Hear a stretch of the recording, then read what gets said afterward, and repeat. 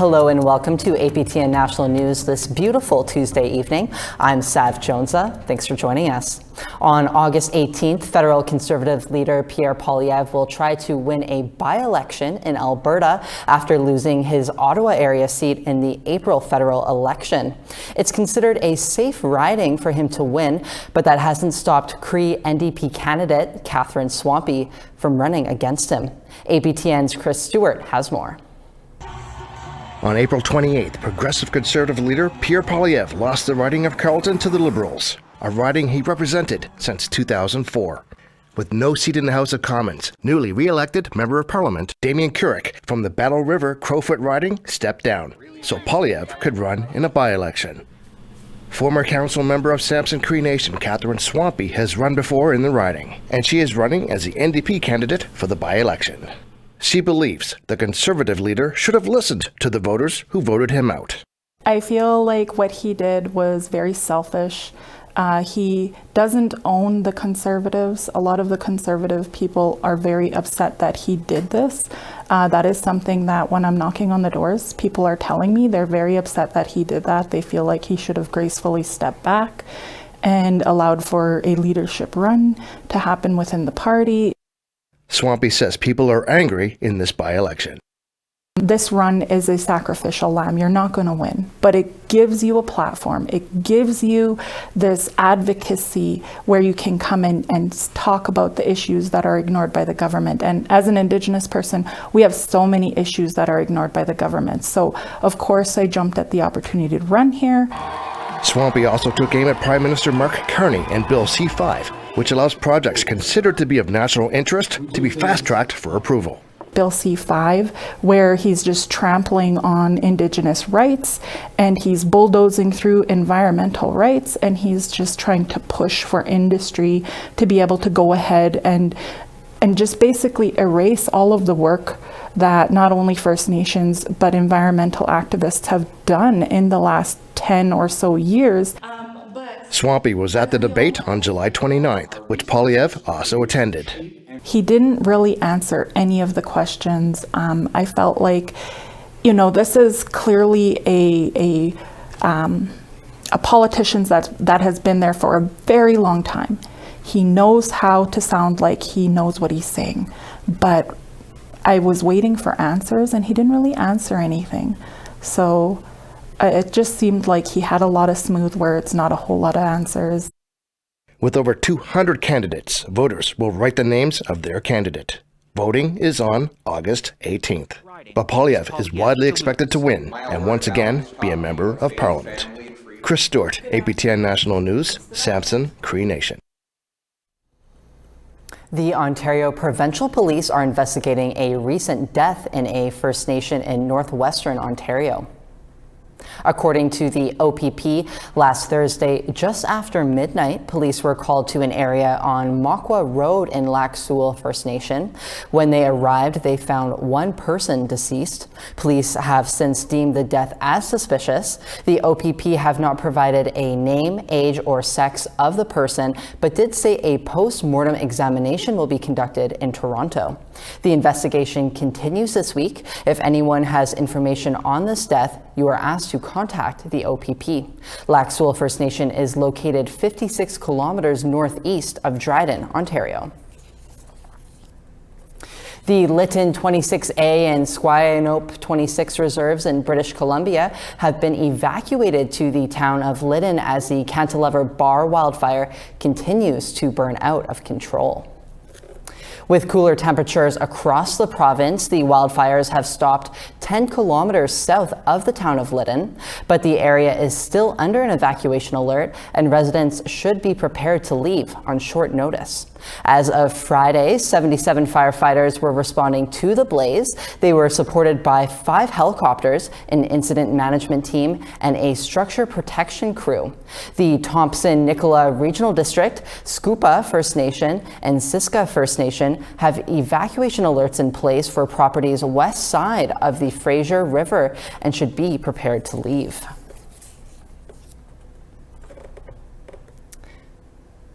And an annual canoe trip in the Northwest Territories, organized by the Clecho government, had to airlift some of their members after an unexpected wildfire encounter. Video journalist Bruce Dela Cruz has more. The annual Trails of Our Ancestors canoe trip sees Clecho citizens, mainly youth, canoe from their respective communities to the annual Clecho government gathering happening in Betchico this year. Founded as a way for Clecho citizens to reconnect on the paths taken by their ancestors, this year's canoe trip saw a record-breaking 160 paddlers and 28 canoes taking part. 42 paddlers from Gamity were evacuated via airlift after encountering a wildfire on the way to Betchico on August 3rd. While some were able to return to Gamity before smoke conditions worsened, others were flown to Betchico and are staying with family or friends in Betchico or nearby Yellowknife while waiting for smoke conditions to subside before they can return home. There were no reported injuries during the evacuation. Canoe groups from the communities of Wekwiti and Wati are safe and are scheduled to arrive in Betchico this weekend. In a statement released on the Clecho government website, they said of the situation that we know the sudden turn of events may have been difficult, and we're proud of the strength and calm shown by the Gamity group. The annual Clecho government gathering is next week in Betchico, where they are celebrating 20 years of self-government under the Clecho Agreement. Bruce Dela Cruz, APTN National News, Yellowknife. We have a lot more stories coming up next, including an indoor skate park that needs to find a new home. You can catch that after this break.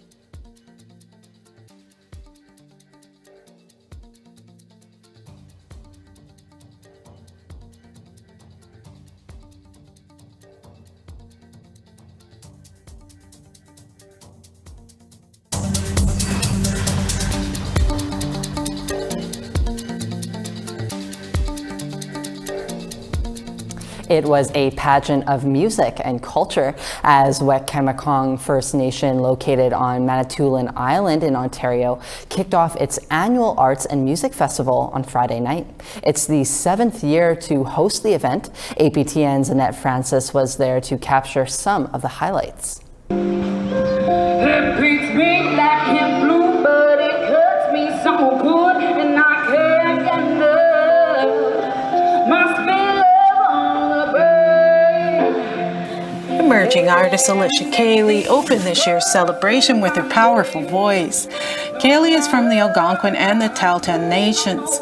She's been mentored by Crystal Shawanda for the past 4 years. I ended up doing a singing competition online for Indigenous artists, and there was a little bit of issues with that, but I ended up winning, which was great. But there was some bullying that happened online. It wasn't great, and Crystal kind of found me through that and was like, "What the heck's going on? Like, you just won this competition, and people are being so hateful about it." And she kind of offered me this opportunity to start working with her and try and build a platform, build my music, and really turn myself into a much bigger artist than I was before. And now I'm creating an album and really starting everything off of that, and it's been incredible.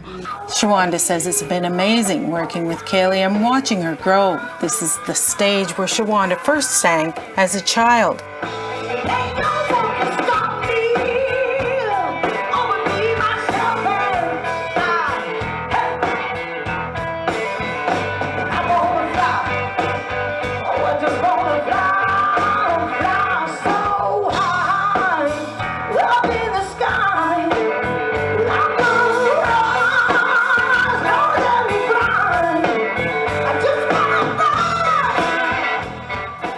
Although she's now a famous performer, she always takes the time to make it home to Wikwemikong. I love my home. I love it here. I always say the hardest part about leaving is staying gone.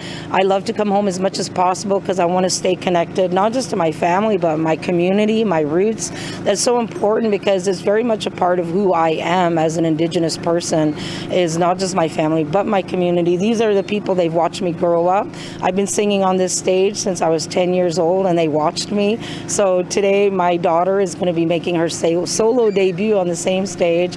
So, and I'm excited that my community gets to be a part of that, and I'll never stop coming home. It's still very much home, even though I've been in Nashville for 21 years. And stand in the joy where I've never stood before. I will stand in the joy, I will stand in the joy. This year's headliner, William Prince, wowed the audience with his performance, but it was Shawanda's 8-year-old daughter who stole the stage.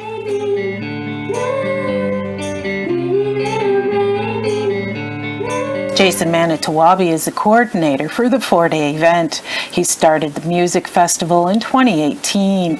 He says having Crystal Shawanda every year is amazing, and her daughter Jaja is an extra bonus. Amazing. I mean, if you can imagine her still touring while she was carrying. So Ja's been hearing that same voice and the music since she was in the womb, and it kind of just natural to her to have, parents that are touring musicians. So I was amazed. She's so mature with her voice, and it's just the whole structure of it, and it's disciplined already. It's quite amazing. Yeah. As the musicians played on stage in Thunderbird Park, 4 youth from Wikwemikong put their culinary skills to the test in the Youth Master Chef Showdown. Grilled vegetables and salmon were on the menu. The competition took about an hour to complete. Then contestants served up an appealing dish for the judges' taste buds. And Serena Trudeau was announced the winner. I just won! Chef Joseph Shawanda has been cooking professionally for 28 years. He started when he was 16. He's happy to mentor and encourage a youth to try their knack at the profession. He says the youth cooking competition was close. Phenomenal contestants yesterday. It was so close, within points of each other. I was pleasantly surprised, and they all got to cook one of my recipes that I created for the college where I teach. So it was good to see the other aspect of the students who haven't been into culinary yet and who want to get into it versus the students who are in the classroom already. So the two different variations there was phenomenal. I'll have more on the festival. Annette Francis, APTN National News, Wikwemikong First Nation. That looks like lots of fun. And in Manitoba, some disappointing news for skateboarding fans in Winnipeg with the upcoming closure of a popular indoor skate park downtown. Here's APTN summer intern Kyler Minchell with that story. When Pitaquay Skate Park opened in the Portage Place Mall June of 2023, many in the skate community hoped that it would become a staple of the downtown area. But now, barely 2 years later, and the executive director of the park, Dan McRory, has been informed that they will need to close down and relocate. So we've got to relocate from Portage Place here at the end of September. We were given notice for the relocation in March, and we've been working ever since to sort of find a place and where we're going to end up.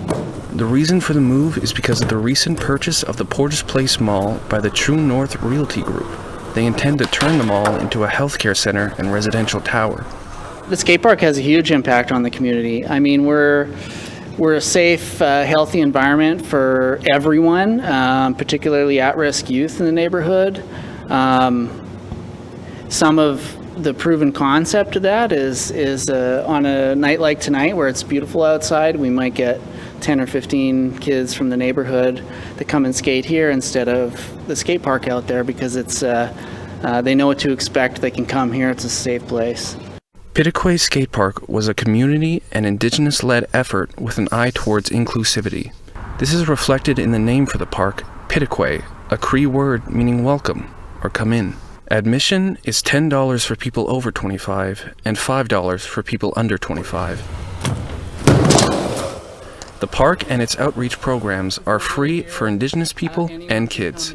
One thing we're doing right now that it's summer is we're going out to skate parks and communities all over the city and offering free lessons. So we bring gear, we have boards, helmets, everything anyone might need.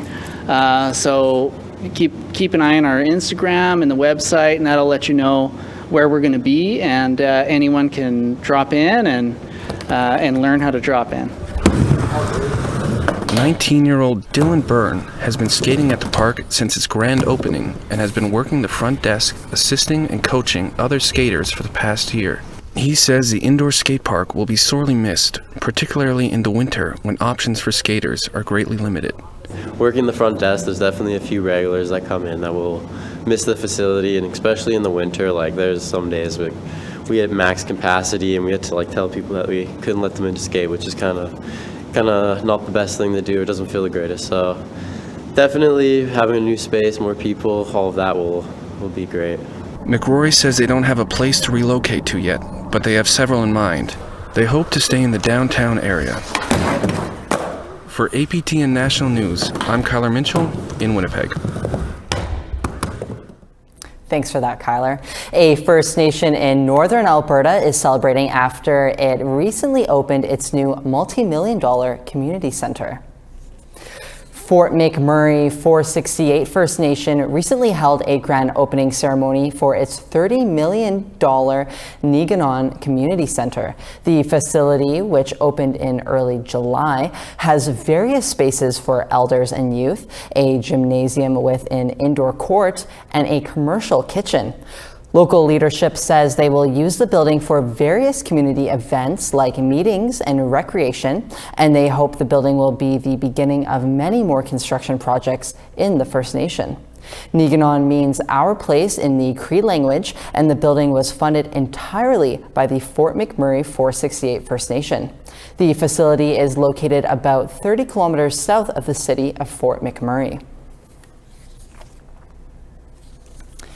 Heading west, British Columbia is recognizing 3 Indigenous leaders this week among the 15 people who have been appointed to the Order of British Columbia. The 3 include West Bank First Nation Chief Robert Louis, who has been a longtime leader in First Nation self-governance for almost 4 decades. Stan Bevan from Terrace, BC, a Telton Tlingit artist and a leader in Indigenous culture who has made West Coast carvings for more than 40 years, and Elder Gwen Harry, a residential school survivor and a leader in education from the Squamish Nation. The order was established in 1989 and recognizes people who have made extraordinary contributions to BC. It's considered the highest form of recognition from the province. The 15 people will be inducted into the order at a ceremony in Victoria this September. Congratulations to all the recipients. We need to take one last break now. We'll see you in a few moments.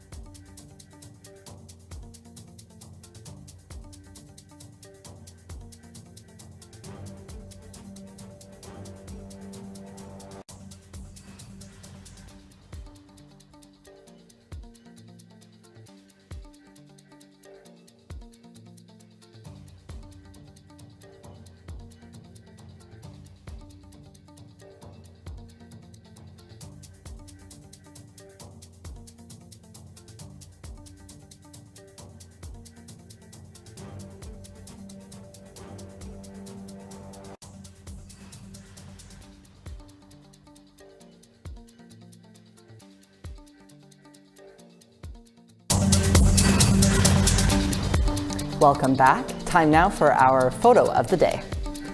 Under a beautiful setting sun, Carolyn Welsh was enjoying the calm waters while spending time enjoying some kayaking. Thanks for sharing. If you have a photo you would like to share, send it to share@aptn.ca for the chance to be our next photo of the day. Now let's take a look at tomorrow's weather forecast. Let's see what Wednesday has in store for us. It'll be 21 and sunny in St. John's, 22 and sunny in Halifax. It'll be 18 and sunny in Cartwright, 20 in Nain. Quebec City is 26 and sunny and 31 and sun in Montreal. London will be cloudy and 28, 27 and rain in Sault Ste. Marie. Sudbury will be 28 and rainy, Wawa 26 and rain. Churchill will be 20, Thompson a sunny 30. Lots of rain in southern Manitoba, 29 in Winnipeg, 24 in Princess Harbour. Rain in 25 in Regina, 23 in rain in Saskatoon. 25 in sun in Stony Rapids and 24 in rain in Meadow Lake. 30 and sunny in Fort McMurray, 25 in cloud in Peace River. Sunny in southern Alberta, 27 in Edmonton and Calgary, 28 in Red Deer. 20 in sun in Vancouver, 10 in Bella Coola. Fort Nelson will be 24 and sunny, 18 and rain in Prince George. 22 and sun in Watson Lake. Old Crow will be 13 and cloudy. Yellowknife will be sunny and 17, 18 and sun in Norman Wells. Coolville Lake will be 9 and 1 in rain in Sax Harbor. Chesterfield will be 22 and sunny, 7 and sun in Cambridge Bay. Iqaluit will be 15 and sunny, 3 and some cloud in Resolute.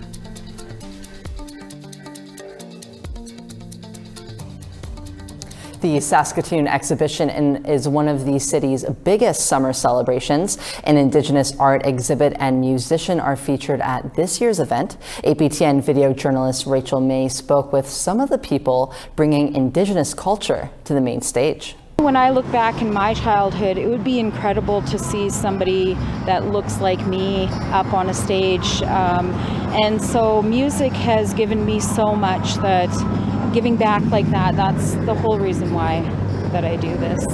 Raven Reed is an Indigenous folk singer who shares her life story through music. She is on the Rue Street stage at 5:30 and 7:30 p.m. from July 31st to August 7th at Prairieland Park. As a 60 Scoop survivor, Reed says her songs reflect her experiences after being silenced for much of her life. I tell the truth, and because of the 60 Scoop stole that from me, my voice and my culture and my family. And so telling my stories through music, I think it's easier to listen to that way. For the listener and for myself also to sing it. Reed says having Indigenous representation at major events like the exhibition is vital, as it provides an opportunity for people to hear the truths of Indigenous peoples. I think it's important that we do have reconciliation in Canada, but without the truth, we can't have reconciliation. And without our voices, we cannot have the truth. So I feel that every Indigenous person who's taking up space in Canada and speaking up for the truth, I cheer you on. Indoors, an exhibit features Indigenous-made beadwork, silk embroidery, paper cuttings, clothing, and rugs. Tracy Vereshine, director of displays for the exhibition, says Indigenous art should always be made accessible to the public during large celebrations. Indigenous art should be included in everything that we do because of the fact that we have been doing it for years from before. We just haven't been putting it in the forefront. It's just kind of sat in the back spaces. But now what we're saying is we really do need to have a reconciliation, and to be able to reconcile properly, we need to be able to show what we haven't had before. Vereshine says that while the exhibition ends on August 7th, plans for the future are already underway. This year we've been blessed with over 450 pieces of artwork, as well as numerous pieces of artifacts that are collective old pieces of work, as well as pieces that we're looking forward to already exhibiting and curating for next year. Rachel May, APTN National News, Saskatoon. That brings us to the end of our newscast this beautiful Tuesday evening. I hope you were moved by the stories our reporters brought to you today. If you're looking for more information on an issue we shared or to learn about other things impacting Indigenous peoples across Turtle Island, please visit our website at aptnnews.ca. I'm Sav Jonesa, and from all of us here at APTN, thank you so much for joining us tonight. Take care.